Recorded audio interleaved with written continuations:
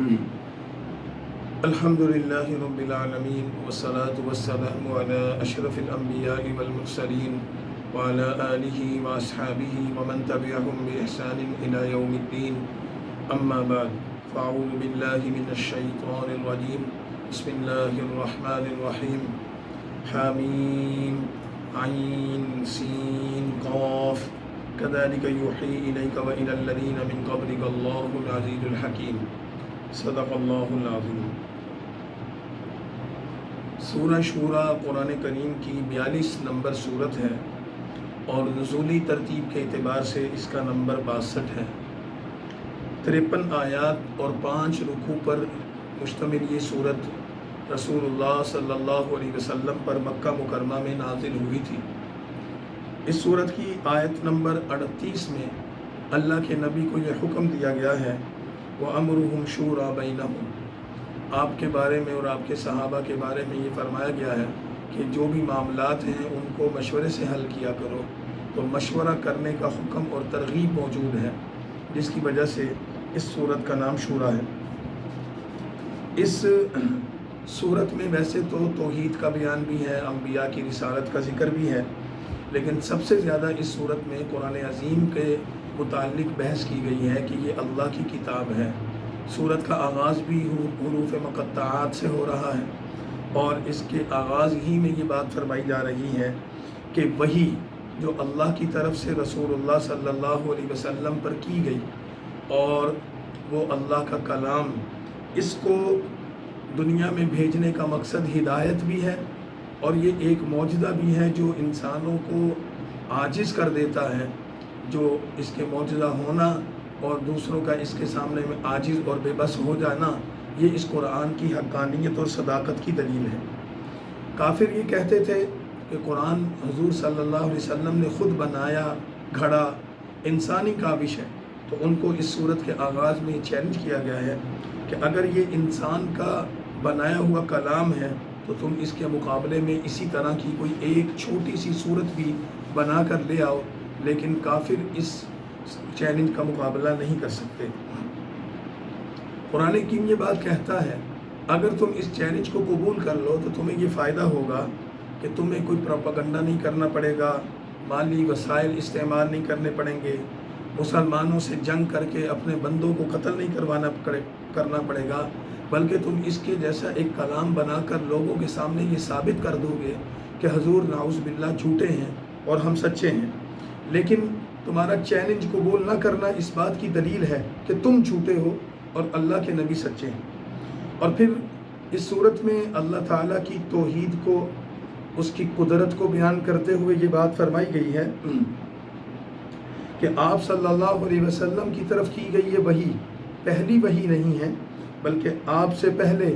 آنے والے انبیاء کی طرف بھی یہی وحی آتی رہی ہے، اور وہ تمام کی تمام ہدایت جو مختلف نبیوں کو عطا کی گئی، اس کا سرچشمہ، اس کا مرکز اور اس کی بنیاد ایک ہی چیز ہے، وہ ہے اللہ کی ذات۔ کافروں کا اعتراض یہ تھا کہ رسول اللہ صلی اللہ علیہ وسلم کے بارے میں کہ آپ جو دین لے کر آئے ہیں، پچھلے انبیاء کی تعلیمات کچھ اور تھیں، آپ کی تعلیمات کچھ اور ہیں، آپ کی شریعت کچھ اور ہے۔ اس کا جواب یہ دیا گیا کہ وہی اللہ کی طرف سے عطا ہے، اللہ چاہے جو حکم نازل کر دے، جس حکم کو چاہے منسوخ کر دے، لیکن یہ بات ہے کہ ابراہیم ہوں، حضرت نوح ہوں، موسیٰ اور عیسیٰ ہوں، یا ان جیسے دیگر انبیاء، ان تمام کا دین ایک تھا، وہ توحید کی دعوت دیتے تھے، نبوت اور رسالت کی دعوت دیتے تھے، اور مرنے کے بعد کی زندگی پر یقین لانے کی دعوت دیتے تھے۔ اور ان کی دعوت اور ان کی تعلیمات میں انسانیت نے جو اختلاف کیا، اس اختلاف کے نتیجے میں اللہ تعالیٰ نے آخری پیغمبر کو بھیجا تاکہ وہ اس اختلاف کو مٹا کر انسانیت کو توحید، رسالت اور آخرت کے عقیدے پر جمع کریں۔ اور جو لوگ رسول اللہ کی دعوت کو قبول کرتے ہیں وہ مومنین ہیں، اور ان ایمان والوں کی صفات بیان کرتے ہوئے یہ بات فرمائی کہ وہ اپنے رب پر بھروسہ رکھتے ہیں، بے حیائی کے کاموں سے بچتے ہیں، غصے میں آئیں تو معاف کر دیتے ہیں، فرما بردار، رب کے فرما بردار ہوتے ہیں، نماز کے پابند ہوتے ہیں، اور اپنے کاموں کو باہمی مشورے سے ادا کرتے ہیں، اللہ کے دیے ہوئے مال میں سے خرچ کرتے ہیں، اور اگر ان پر کوئی ظلم کرے تو وہ بدلے میں ظلم نہیں کرتے یا معاف کرتے ہیں، یا پھر برابر بدلہ لیتے ہیں، زیادتی نہیں کرتے۔ سورت کے آغاز میں وحی اور قرآن حکیم کی حقانیت اور صداقت کو بیان کیا گیا، اور سورت کا اختتام بھی ایسی ہی آیات پر کیا گیا کہ جس میں قرآن حکیم کے معجزہ ہونے اور اس کی صداقت کو بیان کرتے ہوئے یہ بات فرما دی گئی کہ دنیا میں تمام اقوام کے لیے ہدایت کا راستہ وہ ایک ہی ہے جو زمین و آسمان کے مالک اللہ نے اس قرآن میں نازل کیا ہے۔ اس پر یہ سورت مکمل ہو گئی۔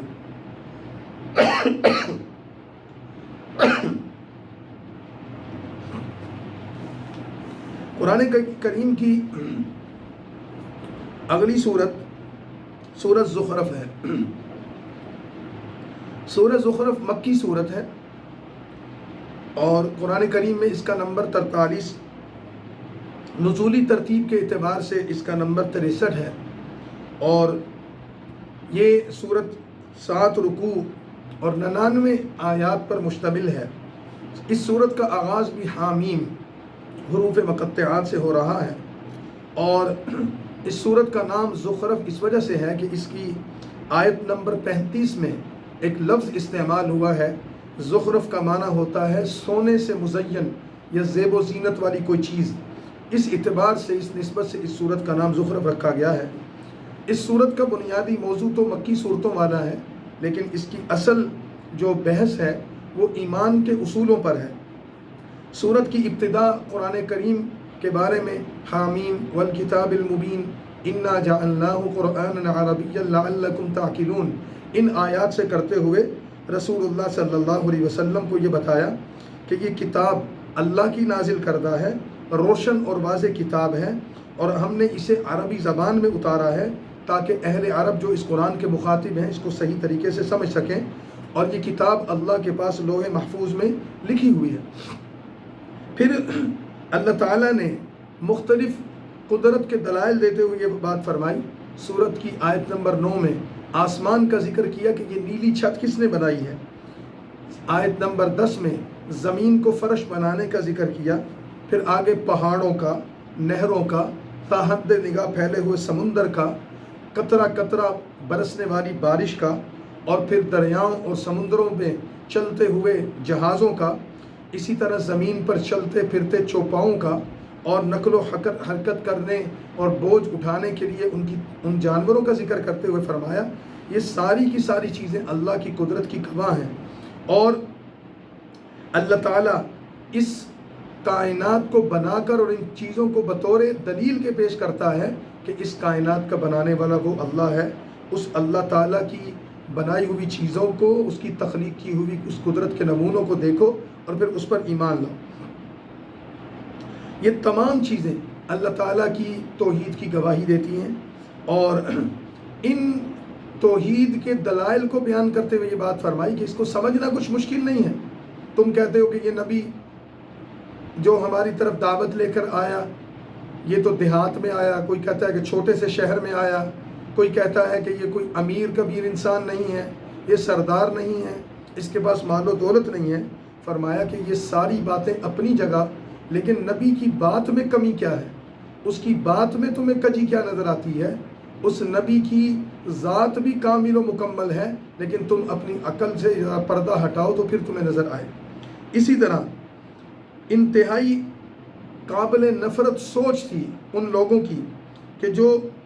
اللہ تعالیٰ کی ذات کے حوالے سے ایک نقطہ نظر رکھتے تھے، اور وہ یہ کہ فرشتوں کے بارے میں کہتے کہ یہ اللہ کی بیٹیاں ہیں، اور جب ان کو یہ کہا جاتا کہ تمہارے بیٹی پیدا ہوئی ہے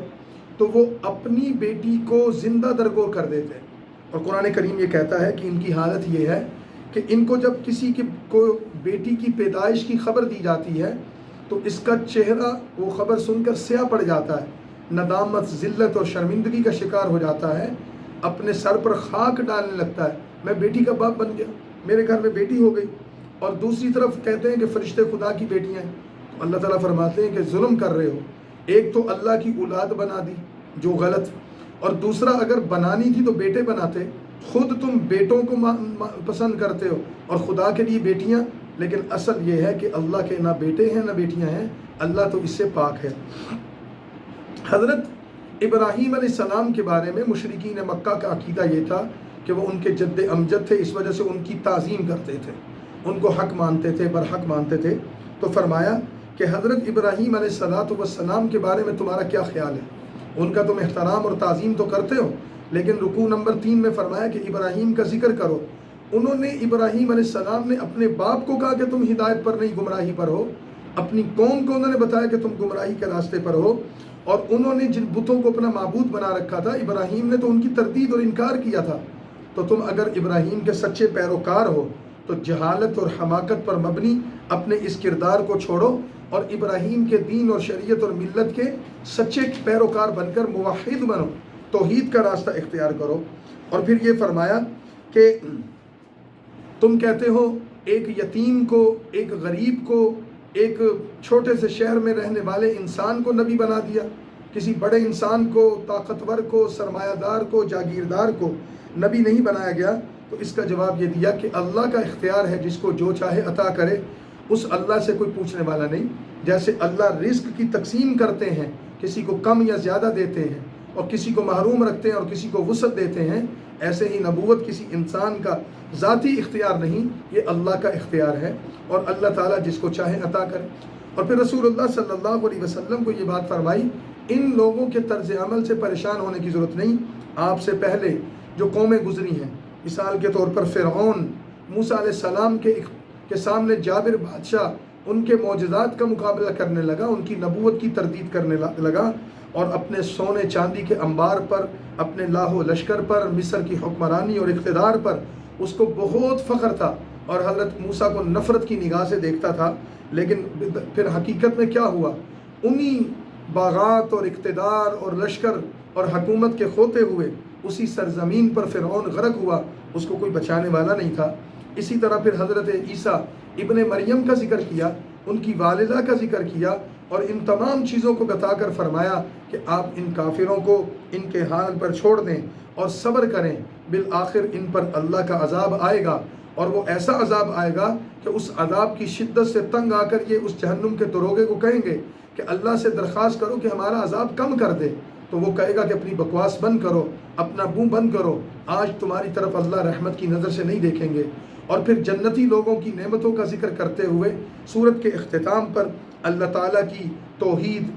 کے دلائل ذکر کرتے ہوئے، اس کی قدرت ہائے کارنامے ذکر کرتے ہوئے، اختتام کرتے ہوئے رسول اللہ صلی اللہ علیہ وسلم کو فرما دیا کہ آپ ان کو نصیحت ضرور کریں، لیکن ان سے اعراض کریں، رخ موڑ لیں، ان کی باتوں سے پریشان ہونے کی ضرورت نہیں ہے، یہ نہ مانیں، ان کا عنقریب انجام ان کے سامنے ہوگا، تو پھر ان کو ماننا ہی پڑے گا۔ یہ سورہ زخرف مکمل ہوگی۔ 44 نمبر سورت دخان ہے، نزولی اعتبار سے اس کا نمبر 64 ہے، اور 59 آیات اور 3 رکوع پر مشتمل ایک چھوٹی سی سورت ہے۔ اس سورت کا جو اصل موضوع ہے، جیسا کہ اس کے نام میں واضح ہے، اس کی آیت نمبر 10 میں لفظ دخان آیا ہے۔ دخان اس دھوئیں کو کہتے ہیں جو قیامت کے دن آسمان سے نکلے گا، اور وہ علامات قیامت میں سے ہوگا۔ تو قرآن کریم کی اس سورت کا آغاز بھی حامیم اور قرآن کریم کے معجزے سے ہوا کہ اس کے علمی معجزے کو بیان کیا گیا، اور فرمایا کہ اس کو ایک مبارک رات میں اللہ تعالیٰ نے نازل کیا۔ اس قرآن کے احکام اور اس کے مضامین یہ اللہ تعالیٰ نے ایک مبارک رات، جس سے مراد لیلہ مبارکہ لیلۃ القدر بھی ہو سکتی ہے، اس پہ نازل کر کے انسانوں تک پہنچایا۔ اللہ تعالیٰ اس قرآن کے ذریعے اپنی رحمت اپنے بندوں پر نازل کرنا چاہتے تھے، اتارنا چاہتے تھے، لہذا بندوں کو چاہیے کہ اس قرآن کو سینے سے لگائیں۔ لیکن مشرکین کے بارے میں فرمایا کہ یہ قرآن میں بھی شک کرتے ہیں، قرآن کا جو عقیدہ ہے کہ مرنے کے بعد زندہ ہونا ہے، اس کے بارے میں بھی شک پڑے ہیں۔ تو آپ ان کو بتا دیں کہ یہ آپ کے زمانے کے فرعون ہیں۔ ایک فرعون موسیٰ علیہ السلام کے زمانے کا بھی تھا جو ان کی مخالفت کیا کرتا تھا، اس فرعون کا جو انجام ہوا، آپ کے زمانے کے فرعونوں کا انجام بھی یہی ہونے والا ہے۔ وہ مرتے سے پہلے کہنے لگا آمنتو، میں ایمان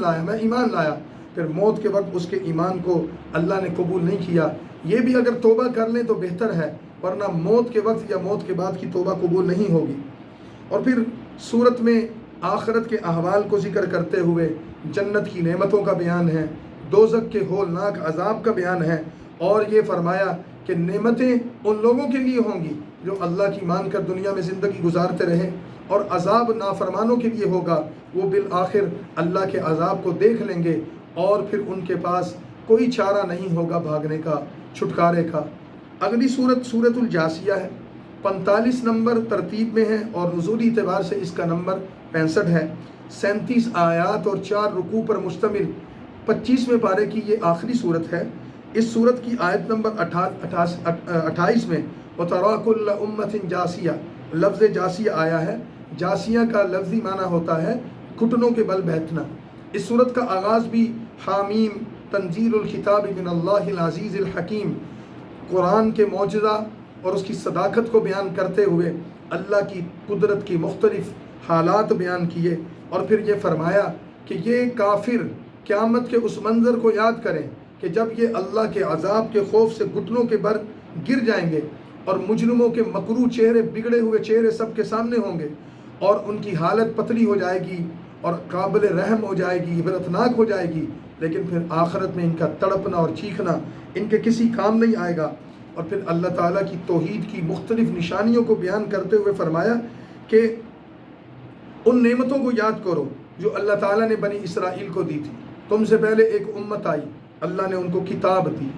حکمت دی، نبوت دی، پاکیزہ رزق دیا، اور اللہ تعالیٰ نے دنیا جہاں کی قوموں پر ان کو فوقیت اور فضیلت دی۔ چاہیے تو یہ تھا کہ وہ اللہ کی نعمتوں کی قدر کر کے اس کے فرما بردار بنتے، لیکن وہ اللہ کے نافرمان بنے۔ جیسے بنی اسرائیل کو اللہ تعالیٰ نے غضب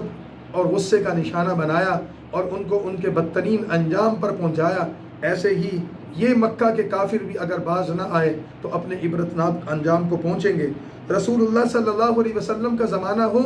یا موسیٰ علیہ السلام کا زمانہ ہو، نیک لوگوں کے ساتھ اللہ کا سلوک وہی ہوگا، اور کافروں کے ساتھ بھی اللہ کا طریقہ اور سلوک وہی ہوگا۔ اور پھر قرآن کریم کے اس صورت میں مختلف انداز نظر آتے ہیں۔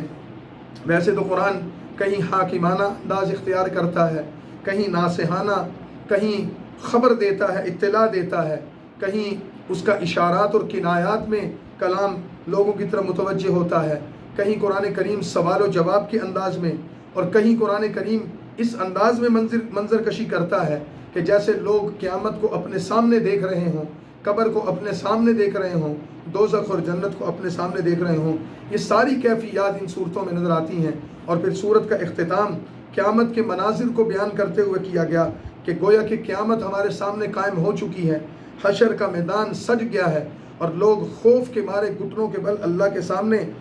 گر چکے ہیں، اور اللہ ان کے سامنے کھڑا ہے، حاکم اس کا تخت لگا ہوا ہے، اور وہ کہہ رہا ہے کہ آؤ، تم نے تو اس قیامت کو بلا دیا تھا، تم میری آیات کا مذاق اڑاتے تھے، تو دیکھو آج تم اپنے اس مذاق اور اپنے کفر اور اپنے اس بدترین اعمال کی وجہ سے کیسے دردناک عذاب سے دوچار کیے جاؤ گے۔ اور پھر صورت کے اختتام پر فرما دیا کہ بالآخر بادشاہی، حکمرانی اور اقتدار زمین و آسمان میں کس کا ہے؟ اللہ ہی کا ہے۔ عزیز اور حکیم ذات جب وہ ہے تو تمام آسمانوں اور زمینوں میں تعریف بھی اسی اللہ کی ہے۔ اس پر صورت ختم ہوگی۔ اگلی صورت سورۃ الاحقاف ہے۔ سورہ احقاف حوامیم کی صورتوں کی آخری صورت ہے، اور یہاں سے 26ویں پارے کا بھی آغاز ہو رہا ہے۔ اس صورت میں اللہ تعالیٰ کی طرف سے جو 35 آیات اور 4 رکوع پر مشتمل مکی صورت ہے، یہ بات فرمائی گئی ہے کہ توحید، اللہ تعالیٰ کی ذات پر ایمان لانا اور اس کی قدرت کو تسلیم کرنا، یہ ایمان کی سب سے پہلی بنیاد ہے۔ اور پھر اس میں احقاف، قوم عاد کی بستی کا ذکر ہے۔ جس بستی میں قوم عاد رہتی تھی، جس قوم کی طرف حضرت ہود علیہ السلام نبی بنا کر بھیجے گئے، اس بستی کو احقاف کہتے تھے، اس کے نام پر اس صورت کو ذکر کیا ہے۔ فرمایا کہ اللہ کی توحید کے انکار کرنے والے اس قوم عاد کے انجام کو یاد رکھو۔ پھر اس صورت کی ابتدا جب حامیم سے ہوئی تو اس میں پھر مکی صورتوں کی طرح اور حوامیم کی طرح یا ان صورتوں کی طرح جن کا آغاز حروف مقطعات سے ہوتا ہے،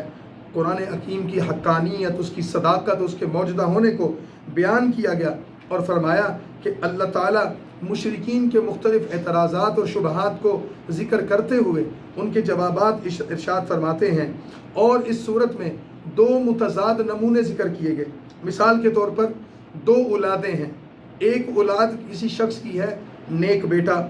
فرما بردار، مطیع، نماز کا پابند، اس کے دل میں نور کا ایمان بھی ہے اور اس کے قدم شریعت کے راستے پر چلتے ہیں، تو ایسے نیک بیٹے کی 3 دعائیں ذکر کیں کہ ایسی نیک اولاد جس کی ہو وہ اللہ تعالیٰ سے 3 طرح کی دعائیں مانگتے ہیں۔ ایک تو یہ کہ اے اللہ جو نعمتیں آپ نے مجھے ادا کی اس کے شکر ادا کرنے کی توفیق عطا کر دے۔ دوسرا یہ کہ اعمال حسنہ کرنے کے لیے میرے لیے آسانی پیدا کر دے، اور تیسرا یہ کہ اے اللہ میری آنے والی نسل کو نیک بنا دے۔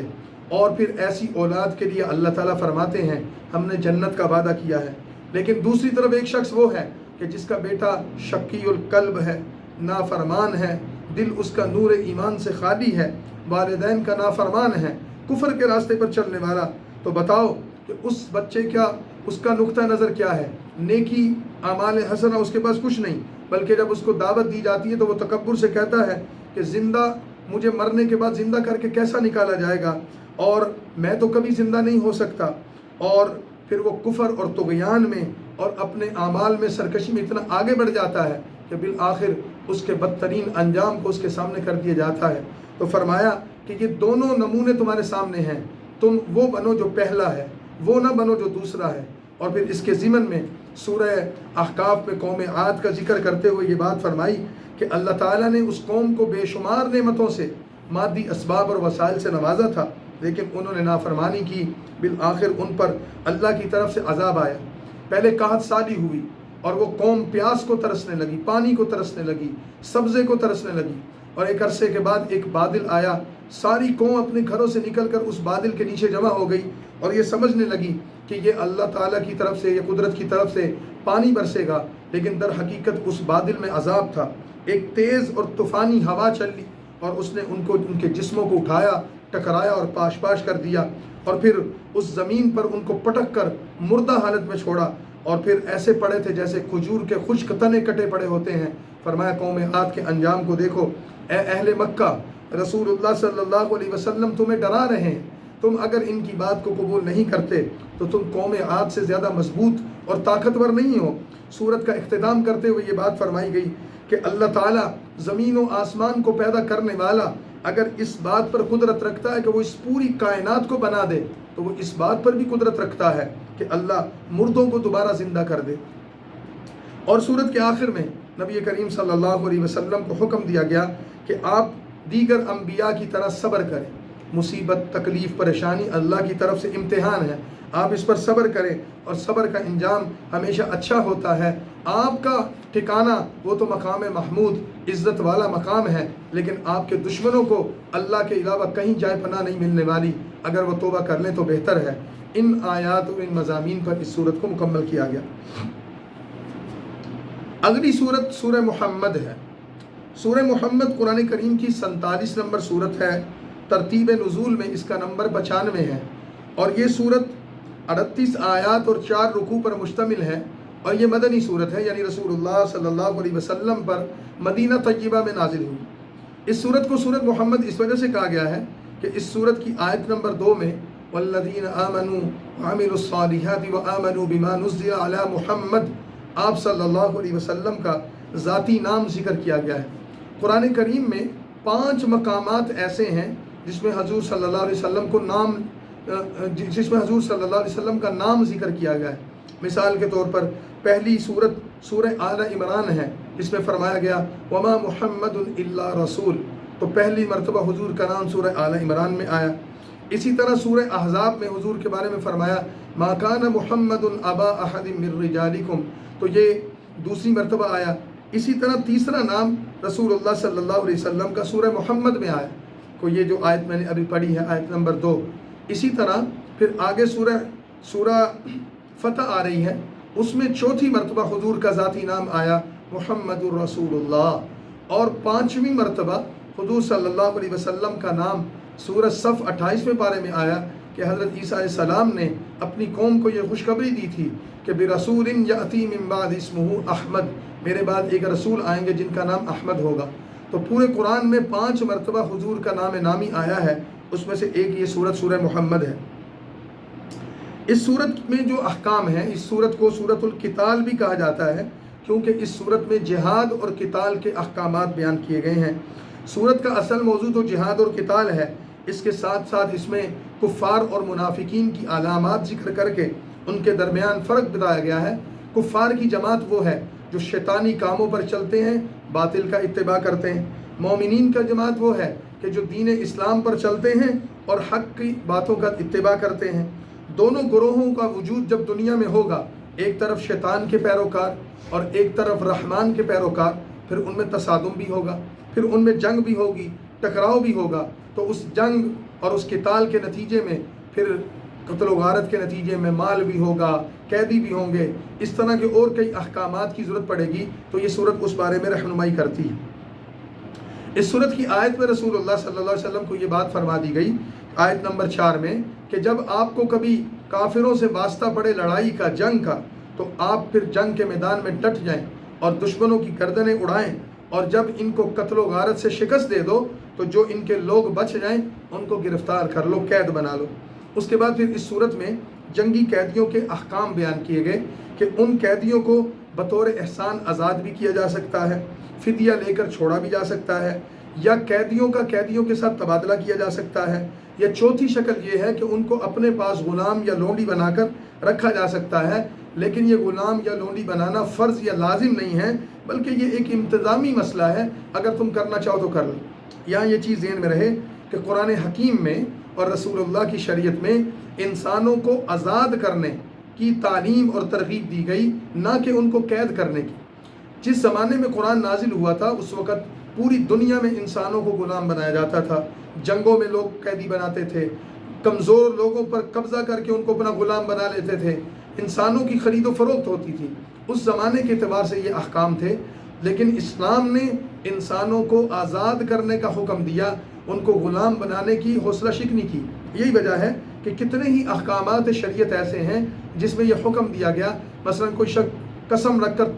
کھا کر توڑ دیتا ہے تو اس کا کفارہ یہ بتایا گیا کہ وہ غلام بھی آزاد کر سکتا ہے۔ اسی طرح اور مختلف احکامات ایسے ہیں جس میں کفارے کے طور پر غلام کو آزاد کرنے کی ترغیب دی گئی، تو اسی طرح غلام کے آزاد کرنے پر اجر و ثواب کا وعدہ کیا گیا۔ تو قرآن حکیم نے، رسول اللہ صلی اللہ علیہ وسلم نے غلاموں کے آزاد کرنے کی ترغیب دی۔ اسی طرح اسلام پہلا مذہب یا دین تھا کہ جس نے غلاموں کے حقوق متعین کیے، جو مالک کھائے وہی ان کو کھلائے، جو مالک پہنے وہی ان کو پہنائے، جس زندگی کو مالک گزارے اسی طرح کی کھانے پینے کی ضروریات ان کو مہیا کرے۔ یہ اسلام کے حقوق دینے کا نتیجہ تھا کہ اسلام کی تاریخ میں غلاموں میں سے ایسے ایسے لوگ گزرے کہ کوئی مفسر بنا، کوئی محدث بنا، کوئی فاتح جنگ بنا، کسی کو وزیر بنایا گیا، کسی کو حکمران بنایا گیا، کیونکہ مسلمانوں نے محض غلامی کو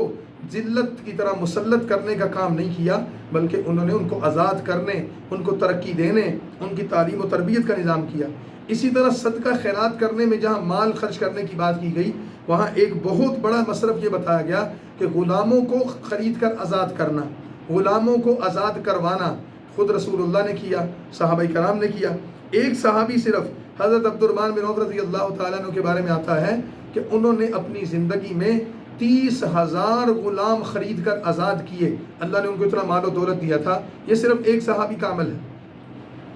تو دین پر دین کی تعلیمات کے حوالے سے یہاں بتایا کہ جنگوں میں اگر قیدی آ جائیں تو ان قیدیوں سے تم نے کیا سلوک کرنا ہے، ان کے حقوق کیا ہیں، اس کے بارے میں احکامات شریعت کیا ہیں، یہ ساری تفصیل بتاتے ہوئے فرمایا کہ اللہ تعالیٰ کے دین پر قائم رہو، قتال اور جنگ کے میدان میں استقامت کا مظاہرہ کرو، تبھی تمہاری مدد اللہ کرے گا۔ اگر تم نے استقامت نہ دکھائی تو اللہ کی مدد بھی نہیں آئے گی۔ پھر اس صورت میں جنت کی نعمتوں کو ذکر کیا گیا، مثل الجنت التی وعد المتقون، کہ جنت کی نعمتیں جن کا وعدہ ایمان والوں اور متقی پرہیزگاروں سے کیا گیا ہے کہ وہ جنت کیسی ہوگی، اس کی تفصیلات ذکر کی گئی۔ جنگ اور قتال اور جہاد کا ذکر آیا تو ایمان والے تو اس کے لیے تیار ہیں، مال بھی دیتے ہیں، جان بھی دیتے ہیں، وقت بھی دیتے ہیں، لیکن دوسری طرف منافقین ہیں کہ جنگ اور جہاد اور قتال میں مال غنیمت میں تو دلچسپی لیتے ہیں لیکن لڑنے کے لیے آمادہ نہیں ہوتے۔ پیچھے کتنی جنگیں گزری جن کے احوال ہم نے پڑھے اور سنے، غزوہ بدر، غزوہ احد، خندق اور احزاب کی جنگ، اسی طرح اور جنگیں جن میں منافقین کا کردار یہ تھا کہ اول تو جنگ میں شامل ہی نہیں ہوتے تھے، اور اگر وہ جنگ میں شامل ہوتے بھی تھے تو پیچھے پیچھے رہتے تھے، اور اگر شامل نہیں ہوتے تھے تو اس انتظار میں رہتے تھے کہ مسلمانوں کو شکست ہو جائے، اس پر خوش ہوتے تھے، اور اگر مسلمان فتح یاب ہوتے تو مال غنیمت لینے کے لیے آ جاتے اور عذر پیش کرتے، چھوٹے بہانے تراشتے۔ تو فرمایا کہ منافقوں کو جنگ اور قتال کی دعوت ایمان والوں کے ایمان میں اضافہ کرتی، اور جنگ اور قتال کی دعوت منافقوں پر ایسے جیسے بے ہوشی اور موت آ جاتی ہے، اپنی بزدلی اور اپنی کم ہمتی کی وجہ سے وہ میدان جہاد سے بھاگ جاتے ہیں۔ پھر اس صورت کے اختتام پر جہاد اور قتال اور انفاق فی سبیل اللہ کی ترغیب دیتے ہوئے تعریف کی گئی مسلمانوں کی، اور اس کے ساتھ ہی جو لوگ اس سے منہ موڑتے ہیں، اللہ کے راستے میں خرچ نہیں کرتے، جہاد نہیں کرتے، قتال نہیں کرتے، ان کے بارے میں وعید دی گئی اور کہا گیا کہ اگر تم منہ پھیرو گے تو وہ تمہاری جگہ اور لوگوں کو لے آئے گا، اللہ کو تمہاری کوئی پرواہ نہیں ہے، اور وہ تم سے زیادہ ایمان والے ہوں گے، لیکن تم ذلت کی موت مارے جاؤ گے۔ اس پر یہ صورت ختم ہو گئی۔ اگلی صورت سورۃ الفتح ہے۔ سورۃ فتح قرآن کریم کی 48 نمبر صورت ہے، اور نزولی اعتبار سے اس کا نمبر 111 ہے۔ یہ صورت بھی مدنی ہے، 29 آیات اور 4 رکوع پر مشتمل ہے۔ اس صورت کو سورہ فتح اس وجہ سے کہا گیا ہے کہ اس صورت کی 3 آیات ایسی ہیں جس میں لفظ فتح استعمال ہوا ہے۔ مثال کے طور پر آیت نمبر 1 میں آتا ہے اِنَّا فَتَحْنَا لَكَ فَتْحًا مُبِينًا، آیت نمبر 18 میں آتا ہے وَأَصَابَهُمْ فَتْحًا قَرِيبًا، اور اسی طرح آیت نمبر 27 میں آتا ہے فَجَعَلَ مِن دُونِ ذَلِكَ فَتْحًا قَرِيبًا۔ ان تینوں جگہ پر جو فتح کا لفظ استعمال ہوا ہے، اس سے مراد اللہ تعالیٰ نے جو ارشاد فرمایا ہے، اس سے مراد وہ صلح حدیبیہ کا معاہدہ ہے جو رسول اللہ صلی اللہ علیہ وسلم نے کفار مکہ کے ساتھ کیا تھا۔ اس صورت کے مضامین کو سمجھنے سے پہلے ضروری ہے کہ ہم اس صورت کا پس منظر سمجھیں، اور اس صورت کا پس منظر میں یہ چیز ہے کہ رسول اللہ صلی اللہ علیہ وسلم کے بارے میں یہ بات فرمائی گئی ہے کہ آپ نے ایک خواب دیکھا، اور خواب میں وہ خواب آپ نے صحابہ کرام کے سامنے بیان کیا۔ آپ نے فرمایا کہ میں نے خواب میں دیکھا ہے کہ ہم مکہ میں داخل ہو رہے ہیں اور ہم نے بیت اللہ کا طواف کیا ہے، اور خواب کی تعبیر یہ دی کہ اللہ تعالیٰ ہمیں موقع دیں گے اور ہم عمرہ ادا کریں گے۔ تو صحابہ کرام اس پر بہت خوش ہو گئے، کیونکہ نبی کا خواب تو سچا ہوتا ہے۔ تو انہوں نے کہا کہ 6 سال گزر گئے ہمیں مکہ مکرمہ سے آئے ہوئے، خانہ کعبہ کو دیکھے ہوئے، تو لہٰذا ہم مکہ مکرمہ جائیں گے اور عمرہ ادا کریں گے۔ چنانچہ ذوالقعدہ کا مہینہ تھا، 6 ہجری کا سال تھا۔ رسول اللہ صلی اللہ علیہ وسلم اپنے ساتھ 1400 یا 1500 صحابہ کرام کو لے کر مکہ مکرمہ کی طرف روانہ ہوئے، اور آپ کی نیت عمرہ ادا کرنے کی تھی، احرام کی حالت میں تھے۔ جب آپ مکہ اور مدینہ کے درمیان ایک مقام ہے حدیبیہ، وہاں پہنچے تو آپ کو ایک شخص نے اطلاع دی کہ مکہ والوں کو آپ کی آمد کی اطلاع مل چکی ہے، اور وہ آپ کی آمد سے پہلے جنگ کی تیاریاں کر رہے ہیں، آپ سے جنگ کرنا چاہتے۔ تو حضور صلی اللہ علیہ وسلم وہاں رک گئے، اور آپ نے حضرت عثمان رضی اللہ تعالیٰ عنہ کو اپنا قاصد بنا کر مکہ والوں کی طرف بھیجا اور فرمایا کہ جاؤ ان کو کہو کہ ہمارا ارادہ جنگ کرنے کا نہیں، عمرہ کرنے کا ہے، ہم احرام کی حالت میں ہیں، لہٰذا ہمیں عمرہ کرنے دو، ہم عمرہ کر کے واپس چلے جائیں گے۔ کفار مکہ کی طرف حضرت عثمان گئے تو ایک خبر مشہور ہو گئی کہ مکہ کے لوگوں نے حضرت عثمان رضی اللہ تعالیٰ عنہ کو قتل کر دیا، شہید کر دیا۔ ان کے قتل کی خبر سن کر رسول اللہ صلی اللہ علیہ وسلم نے صحابہ کرام کو بلایا اور ان کو یہ اطلاع دی، اور فرمایا کہ ہم عثمان کا بدلہ لیں گے، انتقام لیں گے، اس پر کون تیار ہے؟ تو صحابہ کرام نے رسول اللہ صلی اللہ علیہ وسلم کے ہاتھ پر بیعت جہاد کی، اور اس بیعت جہاد کا اس صورت کے 3 رکوع میں ذکر ہے لقد رضی اللہ عن المؤمنین اذ یبایعونک تحت الشجرہ، کہ اللہ ان تمام ایمان والوں سے اپنی رضا کا اعلان کرتا ہے جو ایک درخت کے نیچے بیٹھ کر ہمارے نبی کے ہاتھ پر جہاد کی بیعت کر رہے تھے۔ تو رسول اللہ صلی اللہ علیہ وسلم نے جہاد کی بیعت لے لی کہ ہم بھی پھر لڑیں گے، لیکن حضرت عثمان کے بارے میں جو افواہ تھی وہ غلط ثابت ہوئی۔ مکہ کے لوگوں نے ان کو اپنے پاس رکھا لیکن نقصان نہیں پہنچایا۔ جب یہ خبر غلط ثابت ہوئی تو آپ صلی اللہ علیہ وسلم نے جہاد یا لڑائی کا ارادہ ترک کر دیا۔ اس دوران قریش کی طرف سے سہیل بن عمر جو ان کے ایک نمائندہ تھا وہ آئے، اور ان کے ذریعے مذاکرات کا سلسلہ شروع ہوا۔ بات چیت چلی۔ دو طرفہ بات چیت کے نتیجے میں مسلمانوں اور کافروں کے درمیان امن سے رہنے کا ایک 10 سالہ معاہدہ طے پا گیا، اور اس معاہدے میں یہ طے ہوا کہ آئندہ 10 سال تک ہم اپنے معاملات مذاکرات اور بات چیت سے حل کریں گے، اور ہم آپس میں قتال یا لڑائی نہیں کریں گے۔ اگرچہ اس معاہدے کی بعض شقیں کمزور تھیں، مسلمانوں کو وہ قبول نہیں تھی، لیکن نبی کریم صلی اللہ علیہ وسلم کے احترام میں وہ خاموش رہے، اور نبی کریم صلی اللہ علیہ وسلم نے بھی ان کے سوال پر یہ فرمایا، میں نے جو معاہدہ کیا، یہ جو بات طے کی ہے، اللہ کے حکم سے کی ہے، اپنی مرضی سے کچھ نہیں کیا۔ تو اس پر جب یہ معاہدہ ہو گیا تو آپ صلی اللہ علیہ وسلم کے ساتھ اس معاہدے میں مثال کے طور پر ایک یہ بات طے تھی کہ اگر کوئی شخص مکہ سے مسلمان ہو کر مدینہ جائے گا تو حضور اس کو واپس کر دیں گے، اور اگر کوئی شخص مکہ سے اسلام چھوڑ کر مکہ آئے گا تو کافر اس کو واپس نہیں کریں گے۔ یہ مسلمانوں کے خلاف جاتی تھی بات۔ اسی طرح انہوں نے کہا کہ آپ عمرہ کرنے آئے ہیں، ہم اس سال آپ کو عمرہ کرنے نہیں دیں گے، آئندہ سال آئیں اور عمرہ کریں گے۔ یہ بھی مسلمانوں کے خلاف جاتی تھی بات۔ اس سے ملتی جلتی کئی اور شرائط تھیں، تو رسول اللہ صلی اللہ علیہ وسلم نے ان کو قبول کیا، معاہدہ لکھا گیا۔ جب آپ مکہ سے حدیبیہ سے واپس مدینہ تشریف لے جا رہے تھے تو حدیث شریف میں آتا ہے کہ رسول اللہ صلی اللہ علیہ وسلم نے فرمایا، آج شام مجھ پر ایسی صورت نازل ہوئی ہے کہ مجھے دنیا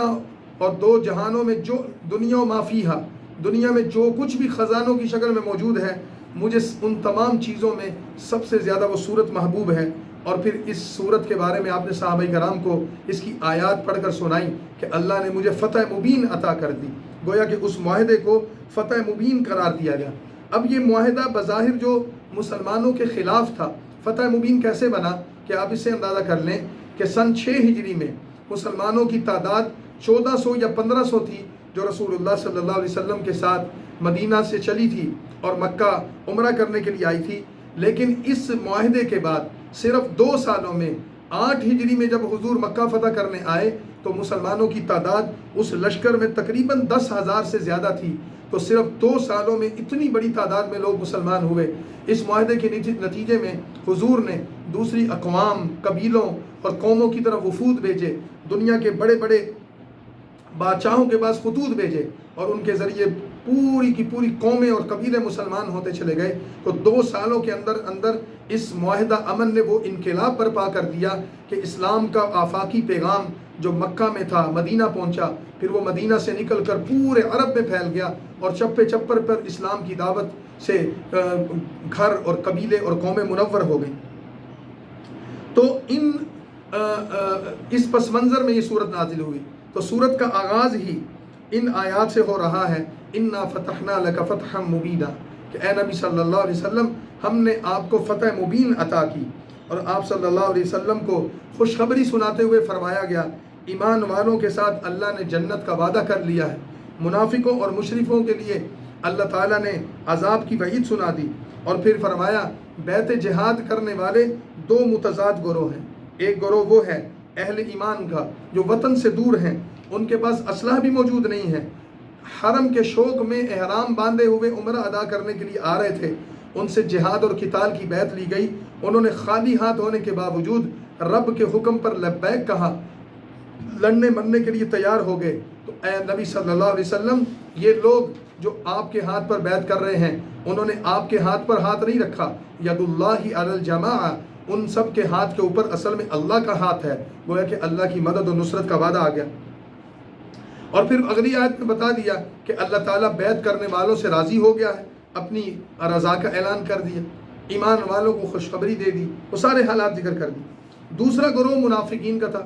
حدیبیہ میں رسول اللہ صلی اللہ علیہ وسلم کے ساتھ وہ نہیں گئے تھے، ان کا خیال یہ تھا 1400-1500 مسلمان ہیں، مکہ جا رہے ہیں، خود ہی موت کے منہ میں جا رہے ہیں، مر جائیں گے سارے، کوئی بھی بچ کر نہیں آئے گا۔ لیکن جب مسلمان معاہدہ کر کے صلح کر کے واپس پہنچے تو ان منافقین کو رسول اللہ صلی اللہ علیہ وسلم کے آنے کی بڑی تکلیف تھی۔ اللہ کے نبی صلی اللہ علیہ وسلم کو پیشگی اطلاع دے دی گئی اللہ تعالیٰ کی طرف سے کہ اب یہ آپ کے سامنے آ کر جھوٹے عذر بیان کریں گے، لیکن آپ ان کے آزار کو اعتماد میں نہ،